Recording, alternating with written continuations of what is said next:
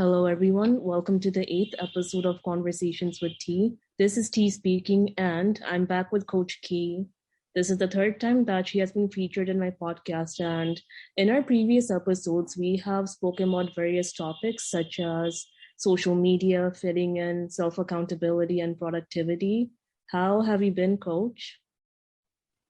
Alhamdulillah, since we last did our episode, things have been good. Still learning the ropes of, being a online coach and dealing with that. Oh, yeah. But, we just finished Ramadan. That was an amazing experience for me. I wish that every day could be like a Ramadan day, but it was a much needed break mentally, spiritually, emotionally from all the hustle and bustle of what I have going on. And so that's helped me to really be able to feel recharged and feel really good. How about you? How are you doing? I've been all right, alhamdulillah. I would say the usual. Yeah, the usual. So for today's episode, I would like to talk more about the topic of generational trauma. Since you're someone who specializes in trauma, as you're a trauma coach, how would you define generational trauma? Is there really such a thing? Why don't you go ahead and explain more about it? Yeah, so I pulled up a really good definition of it. My first time coming across the term generational trauma was actually before I even thought of being a coach that deals with that particular topic. I remember being in college and being in I don't know if it was a communications course or a psychology course, but just thinking about how my mom would explain to me how her mother would discipline her and how her mother would explain how her father had disciplined her. And then looking at my generation with my cousin and I, and how my mom didn't discipline me the way that her mother did, but my aunt disciplined my cousin in the same abusive like way that her mother disciplined them. And I started to see that there's a transgenerational connection between the treatment of one generation to how they treat the next generation. And if I can find it, I will perhaps maybe read a portion of it to you that I wrote as it relates to, spanking and beating a child. And if it's not done in a healthy way, what does it do to the next generation or even that intergenerational relationship? But the definition I just pulled up on Google says transgenerational trauma is the psychological and physiological effects that the trauma experienced by people has on subsequent generations in that group. Now, fast forward to now being a trauma coach, I still focus on, my upbringing. A lot of, my upbringing, me discovering that, although I would tell people that I've had an amazing upbringing, I do acknowledge now that I have secondhand trauma, because even if a child is not traumatized in a sense where they are abused through discipline, learning unhealthy coping mechanisms, learning unhealthy ways to express yourself can teach a child the same unhealthy behavior. And so then you build a generation of people who practice surviving mechanisms, who may sweep things under the rug, who may practice self-sabotaging, just unhealthy behaviors and have unhealthy mindsets and just unhealthy pathologies in general. Yeah. Now, being a Black American woman, my history at times, it points to the transatlantic slave trade. And with all of those 300 plus years of enslavement was a lot of mental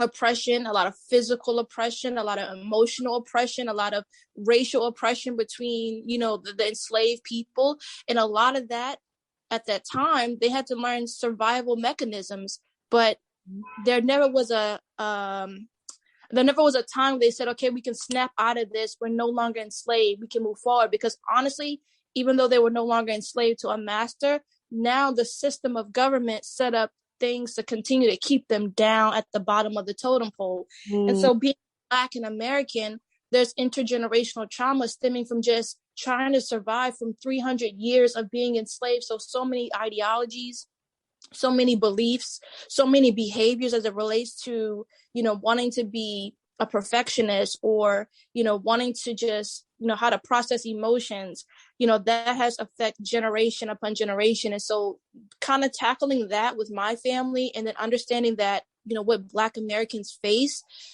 I became really passionate about coaching from the generational trauma lens. So I'll stop talking so you can say something. I know.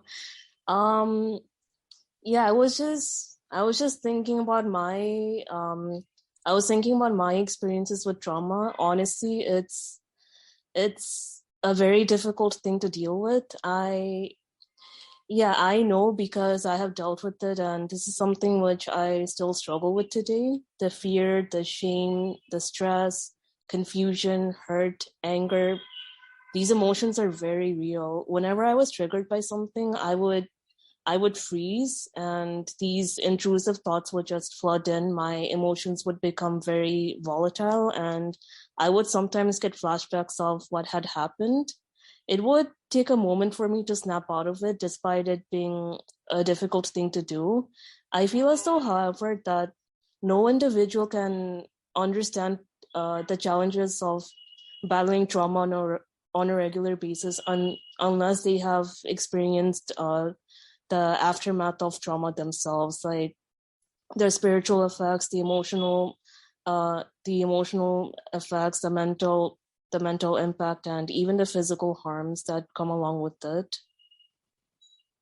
I've also noticed that when I first came on the scene on Instagram, marketing myself as a healing and self-development coach that specializes in, people who have dealt with generational trauma, or what I also call secondhand trauma. Yeah. I realized, it's easy for people to pinpoint the behavior, but not understand that it correlates back to something that happened, a traumatic experience.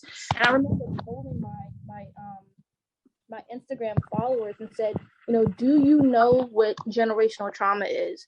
And majority of them said no. So I created a post and I shared examples, and I identified 4. And so I want to provide these examples for your listeners, because I know that I talk about generational trauma from a very specific context, but that doesn't mean to say that you cannot identify your own generational trauma and your listener cannot identify theirs.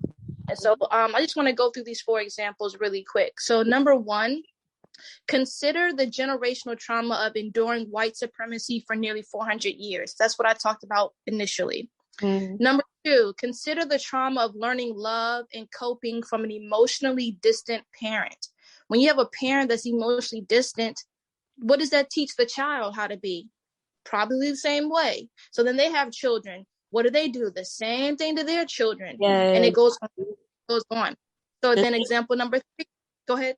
Sorry, I was just going to add that the same thing can be said about abuse. If a parent or both parents physically, emotionally, or mentally abuse their children, then their children would subconsciously adopt their behaviors, and they would do the same thing with their children, etc. Don't you think? Mm-hmm. That's true. That's very, very true. That's actually the next one. You beat me right to it. Consider the trauma of experiencing domestic violence and then inflicting the same abuse onto your children. And then number 4, consider coming from a family diagnosed with post-traumatic stress disorder, PTSD.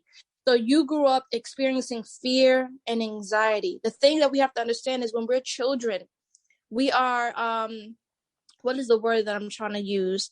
We are perceptible. I don't know if that's the word I'm trying to use, but basically we're very sensitive.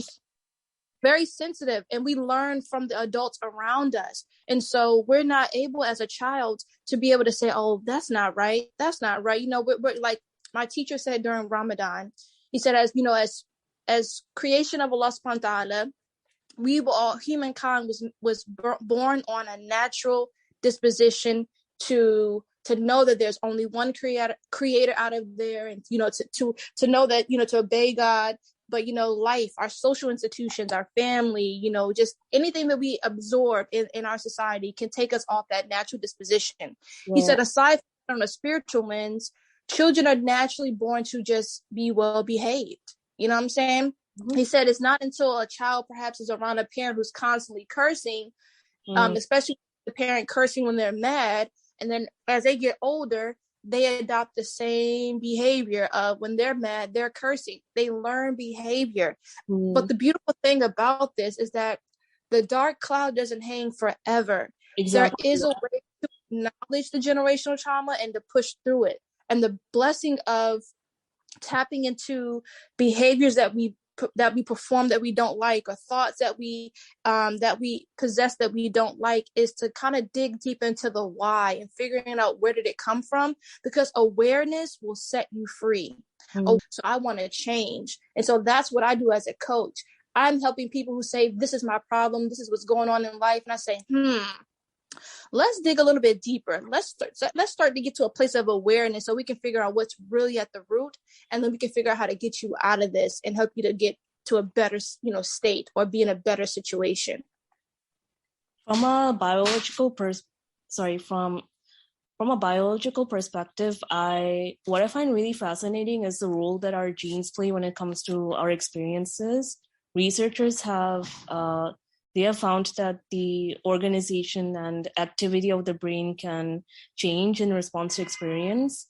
Memories and learning are reflected in the strength and number of connections that are made between our nerve cells, and our experiences can change the DNA sequence of the genome, but that's only in our brain cells. A study even revealed that one way in which the quality of early care could result in long-lasting changes in our behaviors by changing the brain's genetic nature. Let's say, for example, there's a newborn who received a lot of care, nurturing, and feeding, and all of that can help reduce stress and anxiety, as well as improve psychological well-being. On the other hand, if a newborn does not receive high-quality care or love, or they receive the opposite of what I mentioned previously, then they may have higher anxiety and impaired psychological adjustment. That is deep. That is deep. And that shows that the trauma we experience, it affects us in a far greater way than the eye can actually see. I remember being in college and learning about children and touch. Mm-hmm. And I can't remember the study, but it was a research study where it showed the difference in the children who received touch, like the infant babies, the babies who received touch versus the ones that didn't, or something like that. And I remember learning that, like, when a baby is like a newborn, it's so important to have that intimate touch with them, because it is part of their survivability. And I hear so much of people like, don't pick that baby up, let that baby cry, et cetera, et cetera. It's like, no, pick the child up, let the child feel safe. That's a part of them as a newborn, feeling safe and secure. Because now, listening to what you said, not doing that is going to affect something biologically in that child. Wow. That's deep. That's really, really deep. Yeah, man. Tell me about it. And I also want to touch a little bit about victim shaming when it comes to trauma. And yeah, when you're dealing with someone who experienced a traumatic event, it's important that you don't make them feel as though what happened was their fault. Even if you mean well, saying things like, if I was you, I would have done such and such, would trigger feelings of shame, self-blame, and guilt. They would also feel as though the emotions that they're currently dealing with or what they had experienced were invalid. And this is something that no one would want. So when you're speaking to such a person about their trauma, just understand that their emotional state wouldn't be how it would usually be. And it's normal for them to feel more sensitive about something that had a huge impact on their mental health. Rather than making them feel blamed, just listen to what they have to say and don't be hasty in passing a judgment. That is true.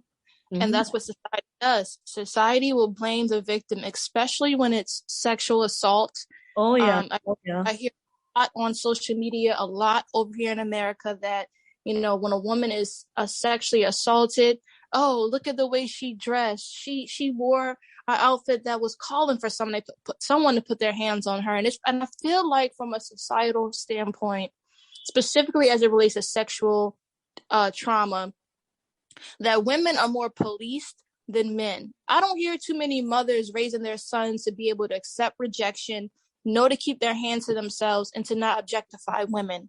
But I always hear the discourse about women needing to cover up a specific type of way, or to, women, like, I feel like us as women, we maneuver, and I can say this for myself, because I was raised by my grandmother who had died a sexual assault bullet. And so she just kind of like always put that bug in my ear, like, you need to pay attention to your surroundings. You never know who's watching. You might try to snatch you up.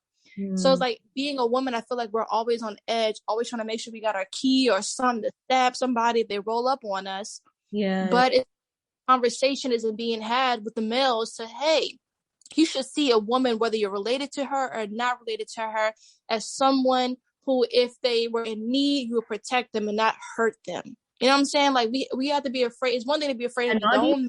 And not just that, like, not even thinking about them a certain way. That's right. That's also being respectful. Exactly. Because think about it now. There was a situation here in America where a woman was being sexually assaulted on a subway. No one did anything. I think if they did do something, it was they pulled out their cell phone. Like, that's how sick the world is right now, that people will put out a cell phone and record before they come to the help of another person. And it's really hard for people, especially small children, to come forward with, so-and-so did this to me, because they're not believed. Or, they're the person, like, for example, let's say a mother remarries and the stepdad is touching the little girl or the little boy, because little boys get touched by same sex and, opposite sex people as well. Mm-hmm. So either gendered child is being touched, and let me tell you something, it takes a lot of courage for a child, anybody, but especially a child, to come forward and say someone has inappropriately touched me, or is touching me consecutively. Only for the parent to be so in love with whoever they married, they see no wrong in the person, to then, accuse the child of lying, or, just coming up with all these excuses for their partner. That teaches that child at a very early age that I can't say nothing. I can't trust anybody to be able to come to my safety. I have to deal with things in silence. And that's sad, because a child should feel like they can come to a respectable adult and say, this is happening to me, and the adult, like, do the investigation, figure out what's going on, support them, instead of telling them, no, you're lying, put some more clothes on, or stupid stuff like that. And it's sad that people don't get the support that they need, and instead they are victim blamed. I don't even know how we got to this point of victims being blamed, and the victimizer is not looked at and is not corrected. I have no idea myself. I mean, it's weird to think about it, since we've progressed so much, like, when it comes to mental health and all, but but people still resort to blaming the victim for, being attacked or assaulted or whatever. Yeah. Something that I also have been incorporating in my work as I help the victims to heal. I'll never forget driving to my home state for an event that my aunt was hosting. It was a girls' night out event, but the topic was about healing. So she invited me to be a guest speaker. Mm-hmm. And at this time I was a new coach, so I was absorbing a lot of content around healing and development and things like that. And I was listening to an interview between Oprah Winfrey and this other gentleman, because they co-authored a book called What Happened to You. Mm-hmm. Much of the time when we see people behaving in weird ways, or what we consider inappropriate ways, the first thing that we ask ourselves is, what is wrong with that person? And listening to that conversation, it helped me to refrain from saying what's wrong with that person to what happened to that person. Because just as bad as it is for that person to molest someone, they have a story too. Somebody was molested on them, because that's another little trauma thing right there. They've been traumatized, so then they go on and traumatize someone else. So there are people who commit crime or abuses because those same things were happened to them. So when I'm talking to my clients, about the situation, because the first thing then you naturally want to know is why did this happen to me? Why that person? And so then as I start to talk to them about it, I say, I wonder if that person has a story. Not to say that it's okay with what they did. Hell no, that's not okay. But I wonder if that person has a story where someone did that to them, especially they did it to them as a child, and kind of going back to what you said about the biology, and just things got shifted in that brain, and they started to think that that is an okay behavior. That person, that sick person, they need help too, to understand that that behavior is not appropriate. That behavior is not healthy. And for some of my clients, when we were able to unpack the information that they knew about that person, or information they were able to receive about a person that hurt them. This, now I'm not talking about sexual trauma, just in general. We were able together to see, oh man, they got a story. And we were able to humanize that person. And that actually helped my client to forgive them more, so that they could really move on with their life. They were holding hard on not forgiving because they just thought that there was nothing wrong with that person. That person was just trying to hurt them. But then when they were able to understand, oh, my dad was like this because that's how his dad was, or my mom was like this because this is how her upbringing was, did it help them to say, you know what? They just happened to be in my life at a time where they really couldn't give me what I needed of love and affection, because they didn't know where they could get it from, because they weren't taught it appropriately. So I'm just going to forgive them because they really just didn't know any better. And now I'm an adult, I'll try to make amends with them. But if it doesn't seem like we can, then I'll just love them from a distance. And that was a beautiful thing for me to acknowledge, because that actually helped me with my relationship with my dad and my relationship with my grandmother, realizing something happened to them that affected in how they are showing up in my life. And I need to figure out what that is, so that I can move on and forgive them and heal from whatever it is that's preventing me from doing that. And it has really helped myself and a few of the women that I've worked with. I'm really glad to hear that. Alhamdulillah. Yeah, this is honestly such a deep topic, but I have to call it a day today. Thank you so much, Coach Key, for being my guest speaker. And it was honestly great catching up with you and having another fruitful discussion with you. So take care. Hope you have a wonderful day. Assalamu alaikum. Wa alaikum assalam wa rahmatullahi barakatuh. Thanks once again. Take care.